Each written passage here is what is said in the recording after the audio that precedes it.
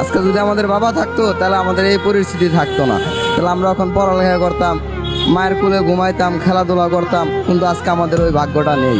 মা আছে, বাবা নাই। বাবার কোন স্মৃতিগুলান বেশি মনে পড়ে? বাবা মনে করেন যে অনেক সময় আমাদেরকে মার্কেট করে দিত, অনেক আদর করতো, পছন্দের যেটা চাইতাম ওইটা কিনে দিত। তার কাছে ঈদের দিন বাবা আমাদেরকে টাকা দিত, আমরা ঘুরতাম, বন্ধু বান্ধবের সাথে খেলতাম, অনেক কিছু করতাম। এই কারণে বাবার কথা অনেক মনে পড়ে, কিন্তু মনে পড়লেই কি হবে, বাবা তো আর নেই।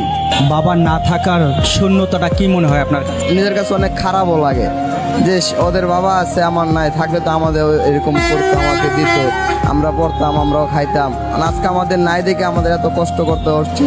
আজকে আমাদের খেলার বয়স, আমরা রিক্সা চালায় খাচ্ছি।